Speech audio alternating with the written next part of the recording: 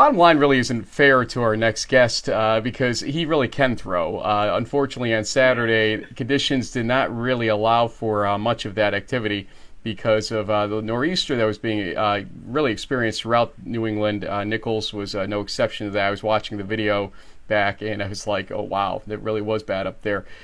We saw the MIT-WPI game, the elements there. It was incredible throughout New England, but his team did learn how to adjust, let's say, and adapt, and that's why we're talking about his legs as much as his arm. JB, do the honors here. Yeah, from Western New England, we have junior quarterback Alec Coleman in the huddle. Alec, thanks for joining us. Thanks for having me. Well, you know, right, you may not have gotten much sleep. Oh, yeah. So the same question I'm going to ask, how much sleep did you get last night because of the Boston Red Sox winning the World Series? No, but that's a good one. Not much. I'll say I had an early class and I was up late watching, but it was a lot of fun. Definitely worth it. I'd do it again. Well, so Alex, going back to Saturday's game, I tuned in and it really was like the rain was coming down sides. I mean, you're from New England. You grew up in Arlington, Mass. So you're used to fall, winter conditions, let's say. I mean, but on a scale of 1 to 10, how bad was Saturday's weather for you guys to really play football in? A scale of 1 to 10, I'd maybe say a 6 or a 7. It was bad, but I've played in worse, and I'm sure a bunch of my teammates have played in worse. We did a really good job preparing for the weather, I think. We actually anticipated that it was going to be a lot worse than it actually was. So that helped us. And then, obviously, we got out there and we adjusted. We knew that throwing the ball was going to be a struggle, so we knew we had to be dominant on the ground. How do you prepare for weather like that? Does Coach LeBeau stand with like a sprinkler thing, like a shooting water in your face while you're trying to drop back the pass? Like, how do you really prepare for rain that's like just going all over the place? Well, he does a great job setting up drills. We do wet ball drills, like where you snap with wet balls, you throw wet balls, hand off with wet balls. You got to go through ball security drills with wet footballs. But also, we've kind of been lucky with our weather. We've practiced in a lot of rain this year, a lot of cold weather, not much comfortability. We've had to change practice times because of the weather and go early in the morning. So our practice schedule that was definitely a helpful attribute to us on Saturday. But let's be honest. It was 14-14 at halftime. I think it was 14-7 at one point in favor of Nichols. You scored the last 42 points of the game, 35 in the second half. Alec, something had to change somewhere in that game. It looked to me, just reading through the box score and looking at some of the video from this game, it was your legs. This is not what you're necessarily known for. You guys aren't exactly the biggest of option teams out there, for instance. So, I mean, what did you feel the need to do there, and was it from the coaches, or are you kind of an RPO type of team? What is exactly going on in that second half that led to that burst by your team? Well, I think we do run some RPOs, but not to get too heavy on that. Coach LeBeau, he's always telling us to not come to the game, just let the game come to us, and so I think that's what we did. We were all worrisome about the weather, I think, and we let it get to us in the first half, and we played down because of that. And in the second half, I think we just realized that we know what we have to do now. We have our assignments, and now we got to go out and execute. I have to give – I know you keep talking about my legs and all this, but I can't do anything without – the rest of the offense and the defense. Yep. It was 14-7, and defense recovered a fumble, and after that we scored 42 unanswered points. Same thing happened in the previous weeks where the offense stalls out and the defense really comes up huge. But if you watch in the game, we have wide receivers that block 30 yards downfield, and we have linemen that are running 20 yards downfield for blocks. And so it's really just everybody contributing, everything they can each play that contributes to our success. Yeah, well, that was a big play, I remember, because I think Nichols could have potentially gone up 21-7 there, and if the defense didn't make that fumble recovery, it could have been a totally different ball game. But last year when we talked to one of your predecessors, Anthony Service, I believe is helping out with the coaching staff, we talked a lot about turning points, and that from looking back on the season so far. It really seems that September 15th game against Husson, where you guys had to kind of squeak it out with a 31-28 victory, really sort of set you guys off on a great run. You've been winning games pretty big ever since, and you're in a prime position now with a big game coming up this weekend against a very strong Endicott team. But tell us a little bit about that Husson game and what it meant to you guys, and how it sort of helped propel this run where you guys are scoring 59, 41, 56, 70, 49 points. I mean, the offense is on fire. Tell us a little bit about that. So that was a game that we had marked on our schedule for sure. I mean, we knew going into it that it was going to be a really tough situation. We had a long travel to get there. We stayed overnight. However, we really played together, I think, and that was the only reason that we ended up winning.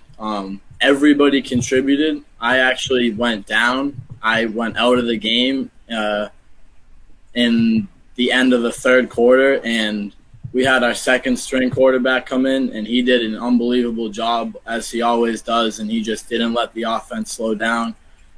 We had second string D linemen playing, second string linebackers. I mean, it wasn't just first and second strings, there was third strings also. It was really everyone there contributing. I mean, the sideline atmosphere was unbelievable, and so you realize that once you play together as one unit that you're more dominant than you'd ever be individually.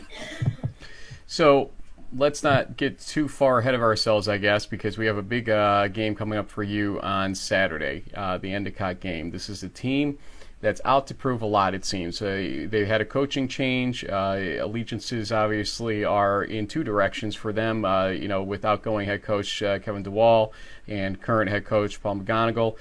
They've been responding to everything that's happened and trying to prove something this season, and proving it, indeed, with what their record looks like right now. They beat Hobart, in fact, as you know.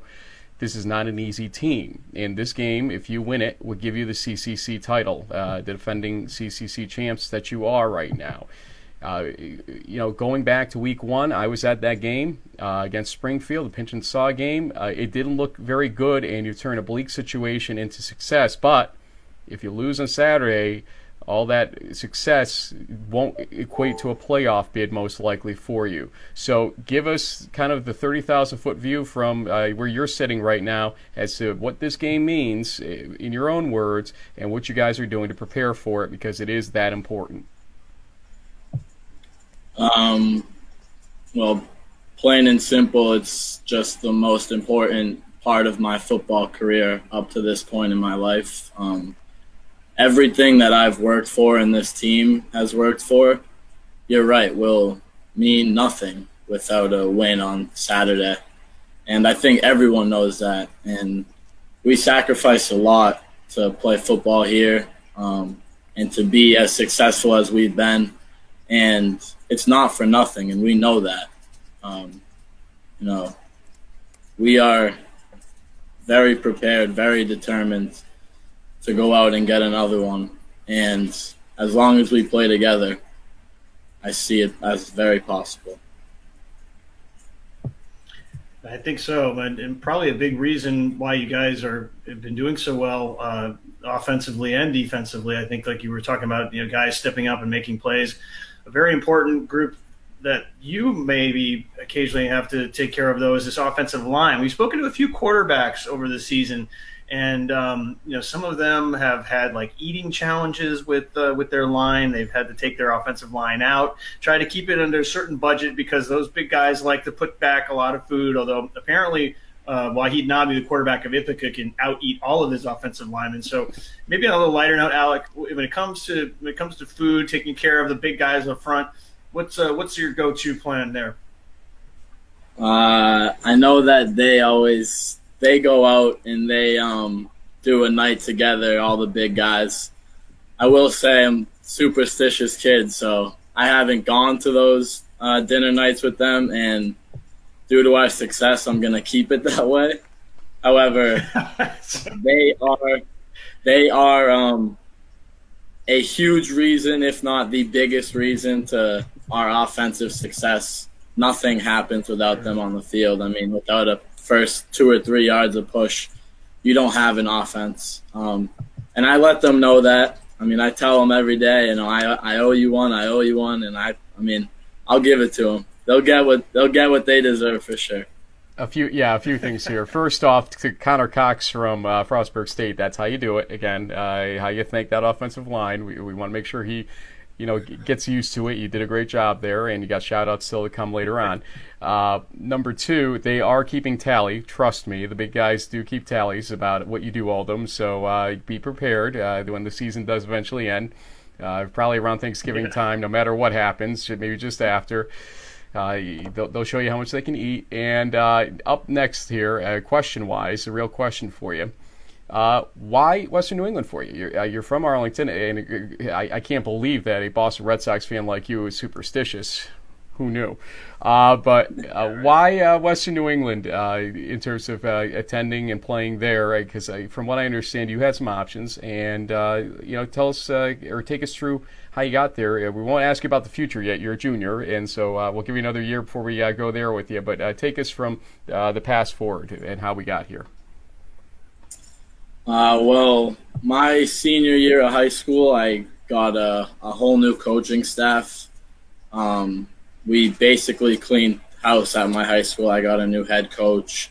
New assistant offensive coaches, new D coordinator, everything. And they really did a good job at helping me find a place. I had interest in Western New England.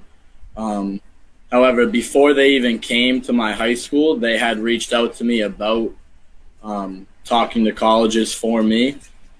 So this school, they had a big part in that. However, this place had everything I wanted, really.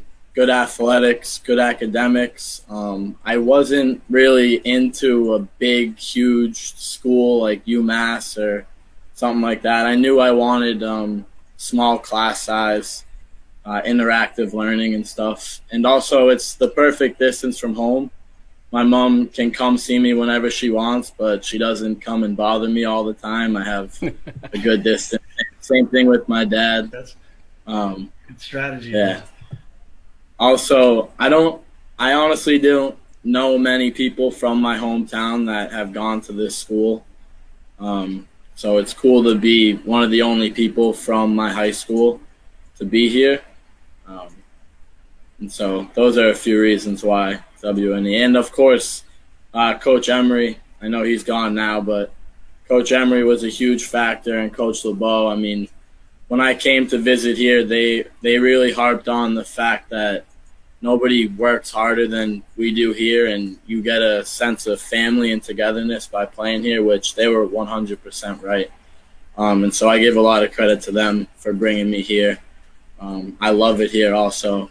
I don't regret coming here a single bit. I'd do it again in a heartbeat. That's great. Hey, one thing I was going to ask you, one other thing you have there, by the way, is a great SID in Wes Popalizio. So you didn't list that in the whole litany of things, but Wes is great. And we appreciate everything he does for us, like getting these interviews together. You talked about, kind of the clean house situation in your senior year of high school. This wasn't a clean house situation that just happened at Western New England, but obviously it was a late change. This was detailed in the Around the Nation podcast when Coach LeBeau had joined Pat Coleman to discuss, things at Western New England. But from a player's point of view, what's changed? What has changed with Coach LeBeau now being the head coach? And, how did you guys pick up the pieces well, I won't say easily, but, so ably, I guess is the best word for it, after the Springfield game, where you guys did not look Western New England like? And I was talking with Jake Eglantine last week at lunch with Jordan Wilcox too. We were talking about that game. Jake and I were at the game. We were like, boy, they just weren't themselves. What changed with the coaching change, and how did you guys get back to this point now? Well, first of all, I think Coach LeBeau did a great job not creating too much change. When Coach Emery left, it was easy for the players to buy in because he was a part of the old system. He knew team values and team morals and everything we wanted to accomplish. He was on board with that. And Springfield is a great team, very good competition, and it was our first game, obviously, with a new head coach, and so everyone had things to figure out. We had a new offensive coordinator as well. We had guys on the offense like myself who had never started a college football game before. So I think a lot of that first game was just experience and getting the feel. And so what Coach LeBeau did was he did a great job of not letting us panic and keeping us on track and on our same goals that we wanted to accomplish before the season started and before that game had happened. He made it clear that, we have a long way ahead of us. That was just week one, and the future is the only thing that matters. So. Yep, definitely. And a big part of the future is going to be this Week 10 matchup against Endicott, and we'll be definitely keeping a close eye on that. And now we've kind of come to the point in the show where, other than maybe saying a little something to our hometown Boston Red Sox, wow, this is the fun part where we get to do player shout out. So any friends, family, fellow Sox fans there, in Arlington or elsewhere. Yeah. I'll shout out my family. I'll shout out my family, my mom, my dad. I have 2 brothers, a sister, all my friends from back home that support me in everything that I do. Obviously, my teammates, my coaches, everyone at this school, from the athletic training staff to, coaches, players, strength and conditioning, all that. Obviously, I need to shout out the 2018 World Series champion Boston Red Sox. That was unbelievable. I haven't been that happy in a long time, so that was a great experience. To be from Boston, we're very spoiled, and I'm glad that I know that I can appreciate it all. So. But Alec, where is the Boston Red Sox facial hair for you? If you're so superstitious, where's the facial hair? No, see, every Saturday I shave. So there's the superstition. No matter what, every Saturday. Endicott just put out APBs to get all your shaving utensils and to make sure that the local drugstores are out of any razors and shaving cream for Saturday now. See what you just did? You gave away your whole game plan right there. All right. Well, we appreciate you joining us. It is going to be a tough game, all kidding aside, and a very important game. You said it yourself. You put it as well as anybody could, what's on the line here. And look, win or lose, we're going to tell you, the season is not for naught. You guys bounced back in a way that we didn't think you would be able to after watching that first game. You proved a lot about yourselves in the last, 7 games, win 7 in a row right now. So, I'm not saying go lose the game and feel good about yourselves necessarily, but I am saying that there's some great stuff that you guys have done, and be proud of yourself and what you've done this season when you look back at it, no matter what, because we'll be looking for you next year no matter what as well when you hit your senior season. First things first, let's close out 2018 and see what happens with you guys. Thanks for joining us. Thank you very much for having me. I really appreciate it.